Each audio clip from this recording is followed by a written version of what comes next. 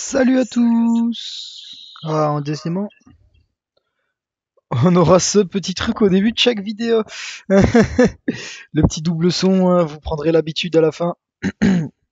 Donc on se retrouve pour une nouvelle vidéo acte 7, acte 7.3.1, ligne T5B. Alors comme par habitude, je suis en train de lancer mon petit jeu là pour pouvoir vous lire les bornes. C'est une ligne paradoxe, celle-ci, tout simplement.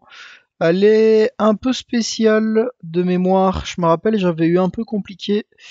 Surtout niveau repari. Donc déjà on a paradoxe blocage, donc à chaque fois qu'on effectue une parade ou un blocage synchronisé, on gagne une charge de paradoxe. On a détérioration anthropique, donc ça fait plus 30% de durée de debuff pour chaque paradoxe sur nous. Et à chaque fois que on active un super pouvoir, on perdra une charge de paradoxe. On a immunité quantique qui fait en sorte que le défenseur est immunisé des buffs et que lorsqu'on a 3 charges de paradoxe, ça enlève cette immunité des buffs. Et on a réduction qui fait en sorte que le défenseur encaisse 60% de dégâts de moins et cette réduction de dégâts est diminuée de 20% par debuff sur l'adversaire. Alors cette ligne-ci, ce qu'on va vouloir faire, c'est quand on lance un nouveau combat et qu'on est avec un champion qui n'a pas de paradoxe, c'est du coup d'effectuer 3 parades qui n'infligeront pas de debuff pour monter à 3 paradoxes, et après on pourra étourdir l'adversaire. C'est quand même sympathique de pouvoir utiliser la maîtrise parade. Mais on va avoir un petit problème. Moi j'ai eu le problème, en tout cas, la repari m'a pas l'air de super bien marcher sur ce truc. Donc quand on a une charge de paradoxe, donc ce qui peut être bien, c'est l'ennemi nous bourrine juste dessus, on fait parade, parade, parade avec la repari. Je vous déconseille de faire ça. Pour la raison qui est que j'ai fait plusieurs fois. Donc j'ai essayé plusieurs fois de faire parade, parade, parade. Et j'ai dû recommencer la ligne plusieurs fois parce qu'à chaque fois ça ne marchait pas. Du coup, je vous conseille juste de faire parade. Donc là ici comme on voit j'ai fait parade avec torche, et si j'avais repari, honnêtement à chaque fois que je l'ai fait ça a bugué. Donc je vous déconseille de le faire, au risque de vous prendre un bug et de vous prendre un combo dans la tête. Par contre une fois que vous avez une charge de paradoxe, vous pouvez faire pari, repari, celle-là elle fonctionne. Donc voilà, je sais pas si c'est un petit bug dans la ligne ou si j'ai vraiment pas eu de chance, mais j'ai recommencé genre franchement 6-7 fois le combat de Missulk en essayant de faire pari, pari, pari, et à chaque fois ça a pas marché. Donc je suppose que il vaut mieux juste éviter de faire ça et de ne pas faire repari. Sinon, c'est une ligne toute simple, donc c'est basé sur des dégâts de debuff. Donc c'est une ligne qui va avoir des paradoxes, et l'effet bénéfique des paradoxes, ça va être en fonction du nombre de debuffs qu'on aura sur l'adversaire. Donc moi, ce que je vais vous conseiller de faire, tout simplement, c'est de prendre un champion qui inflige beaucoup de debuffs, donc style Nick Fury et Torche comme vous voyez ici, car pour chaque paradoxe qu'on va avoir sur nous, ça augmentera la durée de ces debuffs de 30%. Donc ici, en vrai, à chaque fois quand c'est augmenté la durée et les dégâts des et la puissance des debuffs de 30%, donc ici c'est la durée, je vous conseille à chaque fois genre Torche ou Nick Fury. Mais sachez qu'un champion style MCU ou un champion genre Cosmic Ghost Rider ou des champions de ce style qui ont vraiment d'autres debuffs, genre style Brise Armure, bah que Brise Armure en fait, mais les champions avec des gros Brise Armure du coup comme MCU et CGR peuvent être de très bonnes options pour ces lignes aussi, étant donné que vos Brise Armure vont durer beaucoup plus longtemps, donc vous allez en stack beaucoup plus sur l'adversaire, ou que allez, ou que vos brise-armures vont être beaucoup plus puissants, donc vous ferez beaucoup plus de dégâts. Donc ne vous limitez pas à vous dire tiens, il me faut un champion qui inflige beaucoup de dégâts sur les debuffs. Dites-vous que s'il y a un champion qui va mettre des vulnérabilités aussi, style Spider-Man 2099, ça peut être aussi très sympathique car ça augmentera la puissance ou la durée de ces debuffs là. Ici, bah moi j'y suis quand même allé avec du coup une team. J'ai basé tout mon pass sur Torche et Nick Fury, si je me trompe pas. Je vais faire tous les combats avec, parce que si on regarde bien la ligne, il y a 3 mystiques, donc Torche reste quand même une excellente option. On va juste avoir Mephisto. Faudra faire gaffe à ce petit Mephisto, donc prendre un contre à celui-ci. Dans les contres les plus efficaces, vous allez avoir Torche, mais vous activez la Nova, donc vous infligerez pas de debuff sur l'adversaire. Mais c'est pas grave, c'est Torche contre Mephisto, donc même en infligeant 40% de dégâts de moins, Vous en sortirez quand même assez bien, vous verrez mon combat. Sinon, Void peut être sympa. Après, c'est dommage parce que vous profiterez pas de la borne paradoxe encore une fois, mais au moins vous désactiverez la borne réduction. Donc vous infligerez quand même 100% de vos dégâts au Mephisto. Enfin, pas tout le long du combat, mais dès que vous aurez 3 debuffs sur lui, donc ça restera quand même sympathique. Sinon, n'importe quel contre à Mephisto, Quake. Quake aussi peut être sympa parce que Quake peut assez facilement avoir quand même quelques debuffs. Avec son traumatisme, ce sera juste un peu long. Mais à force, j'ai déjà vu des Quake monter à 2-3 debuffs. Hein. Quand vous avez traumatisme et étourdissement, vous pouvez monter à 2 traumatismes, si je dis pas de bêtises, à certains moments du fight. Donc ça peut assez vite avoir le Mephisto. Sinon, n'importe quel champion qui inflige des debuffs et vous devez jouer le gameplay de Mephisto, quoi. Donc dès qu'il a son incinération qui est up, vous reculez. C'est un peu chiant. Donc soit vous prenez un immu incinération, mais je ne pense pas qu'il y ait d'immu incinération qui inflige assez de debuff et qui profite vraiment de l'avantage des paradoxes.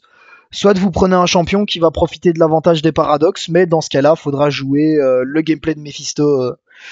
Donc de bien reculer, de faire en sorte de pas trop vous prendre de dégâts d'incinération, c'est tout à fait faisable. Donc ici voilà, comme dit, je pars sur le petit Mephisto avec Torche en Nova, ça va aller quand même assez vite. Cette ligne, voilà, je pense quand même que je l'ai assez bien résumé. Après, il y a quand même quelques trucs un peu chiants sur la ligne, hein, très honnêtement. Les défenseurs, tu vas en avoir des très très chiants, et de manière générale, à part Missulk en tout début, tous les défenseurs sont un peu chiants. Donc on va avoir Mordo qui peut un peu nous emmerder. On va avoir Modok qui est un peu emmerdant. On va avoir Mephisto du coup qui est un peu emmerdant aussi. On va avoir Void. On va avoir Mangog. Donc en bref, oui, tous les champions de la ligne restent quand même un peu ennuyants. Mais la ligne se fait quand même assez bien. Il suffit d'avoir les bons comptes, donc des champions qui font des gros dégâts sur des buffs. Ici, je vous propose Torche et Nick Fury, mais évidemment, n'importe quel champion avec du très très bon debuff, ça fonctionne. Hein. Je n'ai pas dit le contraire, donc mais du très très bon debuff régulier. Hein, faites attention à ça, parce que sinon, vous allez infliger 60% de dégâts de moins si vous savez pas garder vos debuffs de up, et vous risquez de taper pas assez fort sur l'adversaire. Mais Sorcière Suprême peut être intéressant. Vous loquez la rune brise armure et vous allez stack des brise armure à mourir sur l'adversaire. D'ailleurs, je viens d'y penser en regardant mon roster, ça aurait pu être sympa de la prendre. Captain Marvel, comme je vous ai cité. Mysterious, Synergie Penny Parker peut vraiment être super solide. Cosmic Ghost Rider. Homme Dragon, j'ai pas testé, mais en vrai ça peut être sympa parce que vu qu'on va augmenter la durée de ses debuffs sur SP2, si jamais vous avez beaucoup de charges de paradoxe, vous pouvez très vite mettre beaucoup d'incinération sur l'adversaire et les garder. Nick Fury, c'est une classique. Mister Fantastique, je conseillerais pas nécessairement. Je vous parle ici, je regarde vite fait les champions que vous me voyez avoir l'habitude de jouer sur l'acte 7, vous dire lesquels j'aurais pu prendre et lesquels je n'aurais pas pu prendre. Quoi. Mister Fantastique, comme dit, pas nécessairement conseillé parce que on s'en fout un peu d'augmenter la durée de ses debuffs, ça va pas le rendre plus puissant nécessairement. Enfin, je ne trouve pas, donc après vous pouvez le prendre hein, si vous avez pas d'option, hein, je dis pas le contraire, mais bon, je ne dirais pas que c'est le meilleur champion à prendre sur la ligne. Hein. Torche humaine, clairement, franchement, Torche et Nick, je dirais que c'est quand même les MVP de la ligne. Parce que la ligne est composée de sciences et de mystiques, quoi. Donc on va avoir Nick qui va exploser tous les sciences et Torche tous les mystiques. Bien que c'est un peu gênant parce que vu que ça augmente la durée des buffs, avec Torche vous allez vite vous retrouver en Nova, donc plus profiter des paradoxes. Et avec Nick Fury, vous allez quand même assez rapidement transformer vos bleeds en bleed profond, en blessure profonde, donc et les blessures profondes ne profitent pas non plus des paradoxes. Donc c'est un peu gênant là-dessus, franchement, moi ça me faisait un peu chier. Parce que là on voit quand même avec Nick, j'ai très très très souvent ma blessure profonde de up. Mais c'est pas non plus un trop gros problème, hein, honnêtement. Vous pourrez largement passer la ligne avec eux. Hein. Sinon, après, dans les champions, ouais, Black Widow, Origine Meurtrière, Sasquatch, euh, je regarde tranquillement, enfin, n'importe quel champion qui inflige beaucoup de debuffs et qui ces debuffs vont avoir un réel effet sur le combat.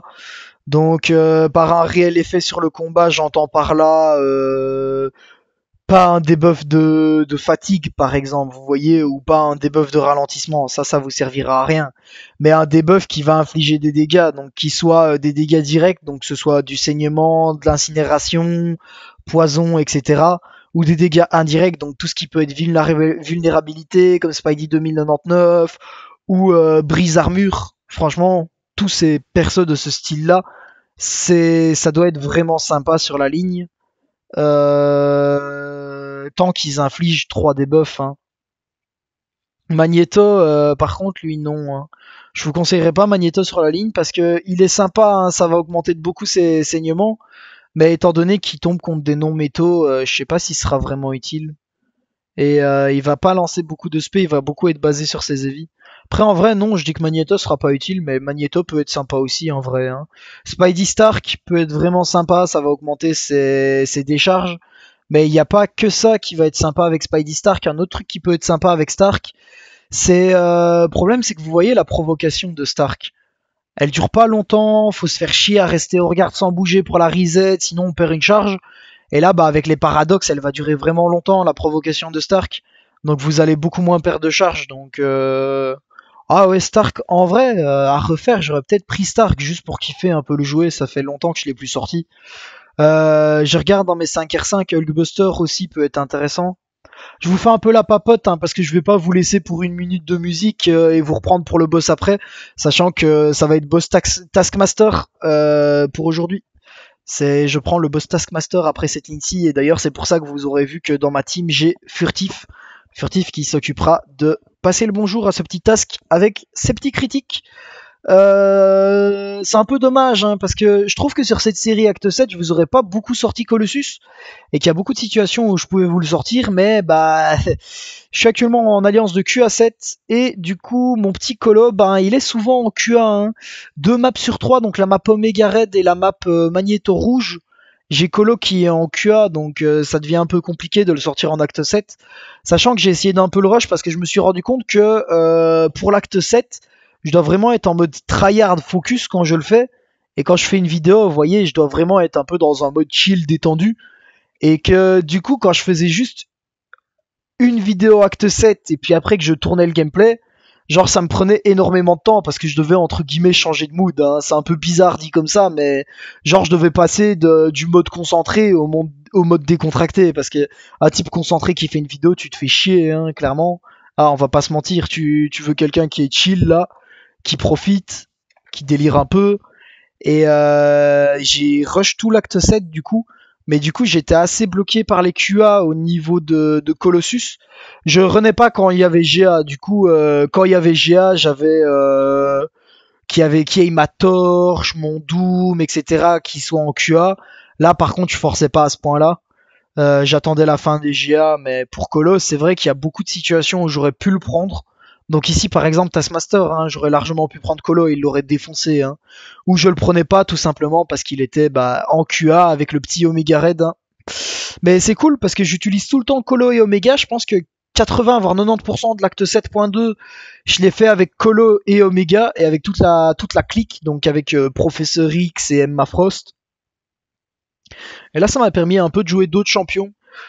D'autres champions, style, j'ai un peu joué Dragonman, vraiment pas beaucoup, mais j'ai bien kiffé le jouer en vrai. Je l'avais 6R3 uniquement pour la def de base, et au final, je l'ai utilisé 2-3 fois en attaque, il est sympa.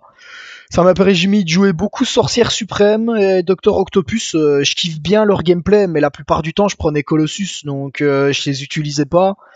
Et de tester 2-3 autres champions, hein, comme Cosmic Ghost Rider. Je sais pas si vous l'avez déjà vu, mais j'ai passé Cosmic Ghost Rider pendant l'acte 7, donc vous aurez 2-3 gameplays de lui. Et à la fin de l'acte 7, j'ai passé Mister Fantastic 6R3 pour des raisons évidentes. Hein. Vous m'avez vu, vous avez vu, je l'ai utilisé tellement Mister Fantastic, il n'y avait pas de raison que je le monte pas R3. Hein. Très honnêtement, ça aurait été stupide de ma part. Et là, on se retrouve furtif sur Taskmaster, donc je fais un excellent début de combat. Non, c'est une blague, je me fais péter la gueule. Je suis en train d'arriver pour les bornes, mais les bornes, honnêtement, elles sont pas compliquées, hein, les bornes de Taskmaster. Ça va être... les critiques, c'est fantastique. Donc, le défenseur va recevoir 100% moins de dégâts de nous, sauf sur nos coups critiques, donc il sera immunisé aux dégâts de debuff et immunisé aux dégâts des non-coups critiques. Donc bah déjà, il faut un perso qui inflige beaucoup de coups critiques pour aller faire ce Taskmaster. Il a coup direct, donc on pourra pas s'évader ni effectuer blocage auto contre le Taskmaster. Il a célérité. Donc célérité, c'est toutes les attaques du défenseur sont des coups critiques garantis. Et si jamais on l'intercepte, ça désactive ça pendant 10 secondes. Imbloquable, donc tous les super pouvoirs de l'adversaire sont imbloquables. Et agressif, donc Taskmaster va jouer très agressif. Donc deux options hein, pour ce petit Taskmaster. Soit vous prenez un perso avec du gros critique, donc Ghost, Furtif, Colossus, mais j'irai pas Corvus en vrai. Corvus il fait du gros critique, mais le problème c'est qu'il a que 20 charges, donc à la limite vous pouvez prendre Corvus, vous voyez, pour l'amocher, mais vous mettrez pas un OS à Taskmaster avec Corvus. Enfin, je pense pas. Peut-être avec un boost cosmique, mais bon, pourquoi prendre Corvus avec un boost cosmique et dépenser un boost cosmique alors que vous pouvez prendre Furtif sans boost cosmique ou Ghost sans boost tech quoi. Et du coup, je parlais de célérité. Célérité, ça fait en sorte que Taskmaster, tous ses coups critiques sont des coups critiques, et j'insiste, garantis. Du coup, ça vous permet de cheese le Taskmaster avec Ebonimo. Parce que du coup, le Taskmaster, vu qu'il a des coups critiques garantis, et que... Oh merde. Ah, je vous remets le début de la vidéo parce que je suis tombé à court de footage, j'ai trop parlé les gars, désolé. Je disais, vu que le Taskmaster a des coups critiques garantis, et que Ebonimo, ou quand l'adversaire a un coup critique garanti, il va le faire manquer. Ebonimo peut clairement cheese le Taskmaster, faut juste faire bien attention à pas l'intercepter. Sinon, ça va désactiver célérité, donc il aura plus des coups critiques garantis, et vous ne pourrez plus le faire full manquer. Mais du coup, Ebonimo peut cheese le Taskmaster, et sinon, n'importe quel perso avec du très gros coup critique passera très bien ce fight-ci. Donc voilà, c'est la fin de la vidéo. J'espère qu'elle vous aura aidé. On se retrouve demain pour une nouvelle vidéo et voilà.